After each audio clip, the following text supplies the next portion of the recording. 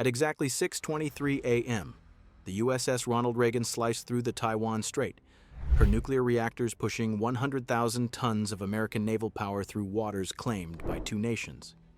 The carrier's Catapult 3 was being prepped for morning sorties. On the flight deck, a single F-35C Lightning II sat fueled and armed, its 40,000-pound thrust engine ready to ignite. The pilot, callsign Viper 2-1, was running final checks on his Joint Strike Fighter, a $115 million marvel of stealth technology. 6 miles to the west, beneath a layer of morning haze, a Chinese Type 055 Renhai-class destroyer, the Nanchang, maintained a parallel course, its dual-band radar sweeping the sky every 4.8 seconds.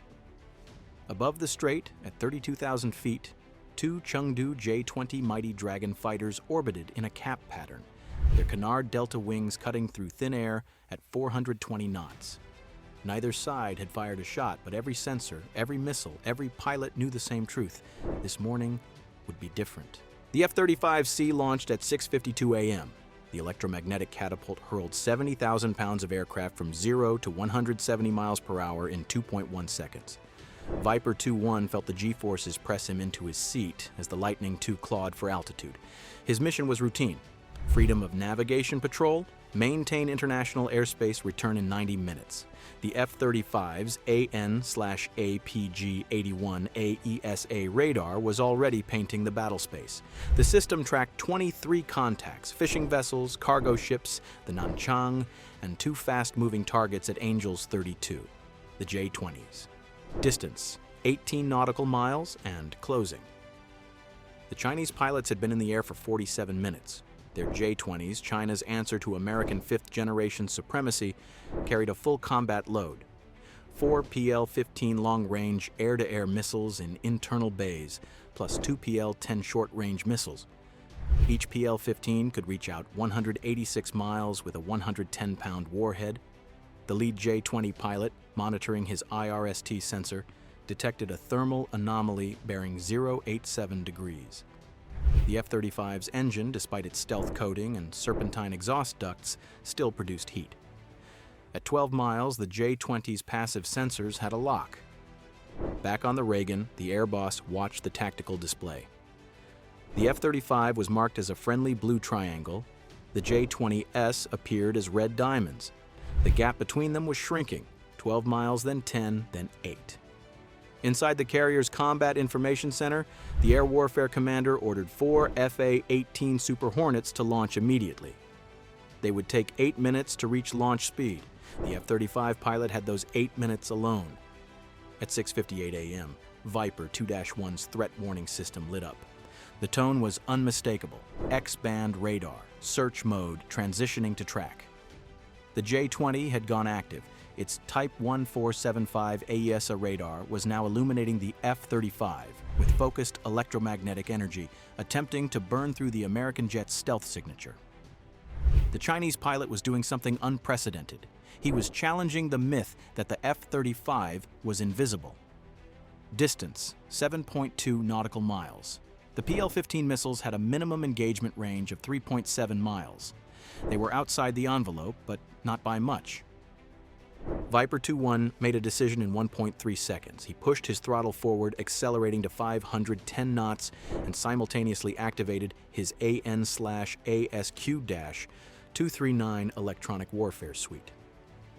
The Barracuda system began jamming the J-20's radar with false targets, multiplying the F-35's radar signature into 6 phantom contacts. But the Chinese pilot wasn't deterred. His IRST system, which tracked heat instead of radar returns, still showed one solid contact.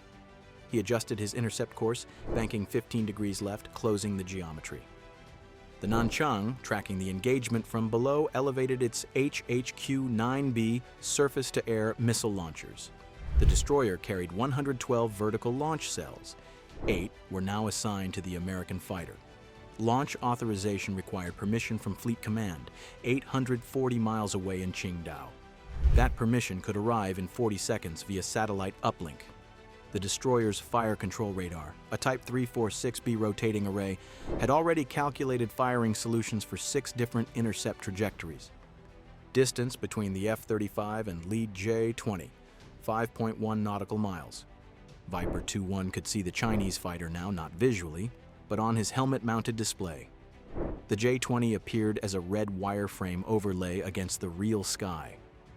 His right thumb hovered over the weapon release button.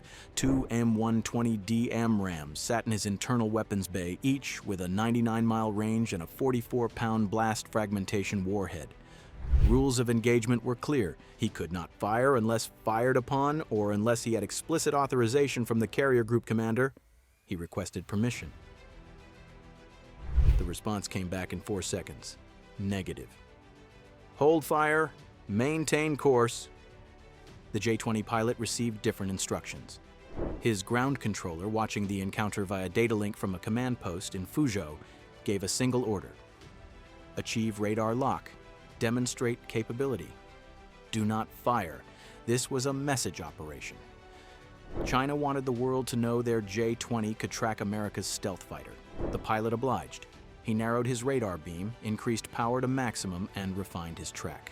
His fire control computer confirmed solid lock, target at 4.7 miles, aspect angle 23 degrees, closure rate 180 knots. On the Reagan, the air warfare commander watched his display with growing alarm. The F-35's transponder was broadcasting IFF codes. The J-20 knew exactly what it was tracking. An American fifth-generation fighter operating in international airspace now locked by Chinese fire control radar. This was the nightmare scenario. Not a shoot-down, but something potentially worse. Proof that stealth wasn't absolute, that the J-20 could hunt the F-35, that the balance of power in the Pacific had shifted. The lock held for 37 seconds. Viper 2-1 executed a series of evasive maneuvers. He snap-rolled 90 degrees, pulled 6.2 Gs in a climbing turn, then dove 4,000 feet while dispensing chaff and flares. His electronic warfare system cycled through 3 different jamming modes. The J-20's lock flickered, wavered, but held. The Chinese pilot was good. He anticipated each maneuver, adjusting his radar sweep pattern, maintaining his IRST track through the countermeasures. At 3.9 nautical miles, they were now inside the PL-15's minimum range, but well within the PL-10's envelope. The short-range missiles could launch in 2.1 seconds. The Super Hornets were now 4 minutes away. Then, at 7:01 a.m., the J-20 pilot did something unexpected. He broke lock. His radar went silent. His IRST system maintained passive track, but the aggressive fire control radar simply stopped. On the American fighter's threat display, the warning tone ceased. Distance, 3.2 nautical miles, and now opening. The J-20 banked away, returning to its patrol orbit. The encounter was over. No missiles fired, no aircraft damaged. But everything had changed. Viper 2-1 returned to the Reagan at 7:47 a.m. His mission debrief lasted 3 hours. Intelligence analysts reviewed every second of the radar lock, every maneuver, every electronic signature. The data was classified and transmitted via secure channels to the Pentagon, to the Joint Strike Fighter Program Office, to Pacific Fleet Command. The conclusions were immediate. The J-20 had successfully tracked an F-35 at combat ranges using a combination of active radar and passive infrared sensors. Chinese pilots were now trained and confident enough to challenge American stealth. The Taiwan Strait was no longer a guaranteed American domain. The footage appeared on Chinese state television 6 hours later. Grainy, but unmistakable. A J-20 cockpit display showing a radar track labeled F-35C. The broadcast reached 400 million viewers. The message was clear. China could see America's invisible fighter. This encounter represents a watershed moment in Pacific air superiority. For 2 decades, American stealth technology provided an asymmetric advantage. That advantage now faces a peer competitor with sensors sophisticated enough to challenge it. The J-20 and F-35 will meet again over these waters. Next time, the range might be shorter.